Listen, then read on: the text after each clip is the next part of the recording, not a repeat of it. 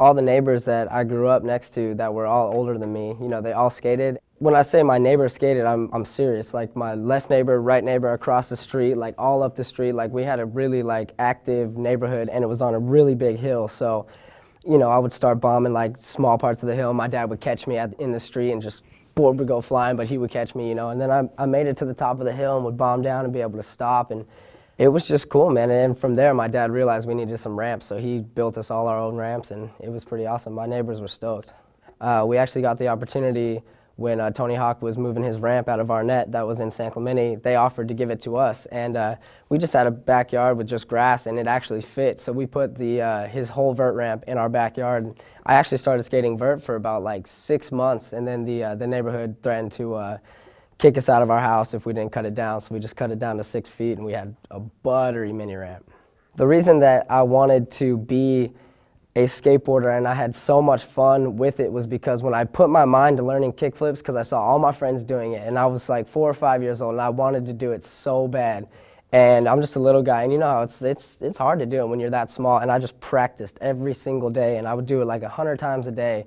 And then finally I landed one, and then I could land another one, and then another one, and I was like, this is insane. I gotta go learn how to do it up the curb now. And then it was just from there on, it spiraled.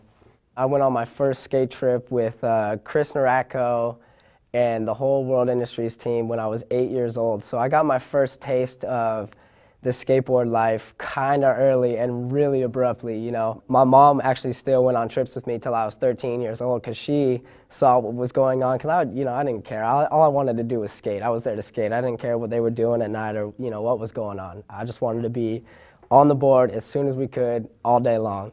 I think I realized that I could get paid from skateboarding or possibly make a living at it when I was 14 or 15, after I had been sponsored for, you know, a couple years, and then I won the X Games at 13 somehow miraculously, and you know, from then on it was kind of like, wow, that's a pretty big prize purse. I'm stoked. Like, this is cool. Like, can this really happen? It's like these contests are so sick, and the Street League really kind of just like came in and shut it all down and was like, this is how the contest should be, and it's real street, and this is the guys that we're gonna have in it. And you know, the second we get there, I'm gonna go see P-Rod, I'm gonna see Tori, you know, I'm gonna see Chris Cole, and it's a lot of fun, dude. And when I get out there to like actually go compete against these guys, it's really hard to say that it's like full competing, because we have so much time in between everybody's go that you're actually talking to homie like, what's your next trick, you know, and you're like, oh man, you start talking about it. So it's actually, in a sense, I think it makes it a little bit easier on everybody, because we can all just laugh and have fun, and like you congratulate every dude when he comes back off his trick. So it's like,